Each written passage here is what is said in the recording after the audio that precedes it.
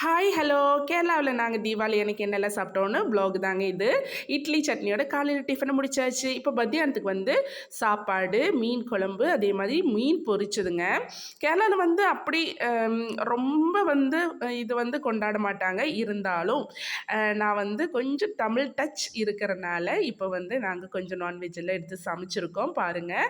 மீன் குழம்பு, மீன் வறுத்தது, வெங்காயம் எல்லாம் வச்சு சாப்பிட்டாச்சு. நைட்டுக்கு வந்து என்னடா டின்னர் பண்ணுறேன்னு யோசிச்சுட்டு இருந்தபோது தான் பசங்க எல்லாம் சொன்னாங்க பத்திரி செய்யலாமான்ட்டு. சரி சிக்கன் எடுத்திருந்தேன். சரி பத்திரியும் சீக்கிரமாக வந்து வாட்டிட்டு இந்த மாதிரி ப்ரெஸ்ஸிங்கில் வச்சு சீக்கிரமாக பருத்தி எடுத்துக்கிறேன். அதுக்கப்புறமா சாயந்தரமா என்னடா செய்யறதுன்னு பார்த்துட்டு இருந்தப்போ தான் இது வந்து ஏலாஞ்சி முட்டை பாலடைன்னு எல்லாம் சொல்லுவாங்க கேரளாவில். இதோட ரெசிபி நான் உங்களுக்கு போஸ்ட் பண்ணியிருக்கேன். சாயந்தரம் இது தாங்க செஞ்சேன். அப்புறமா நைட்டுக்கு வந்து பத்திரி வந்து மத்தியானமே நம்ம வந்து பருத்தி வச்சுருந்தோம் இல்லையா 3 மணிக்கு, அதை வந்து சுட்டாச்சு. இப்போ சிக்கன் குழம்போட பத்திரி சாப்பிட்டாச்சு. உங்களுக்கு கேரளா பிடிச்சிருந்தா கேரளா ஃபுட்டும் பிடிச்சிருந்தா என்னோட சேனலை சப்ஸ்கிரைப் பண்ணி வச்சுக்கோங்க.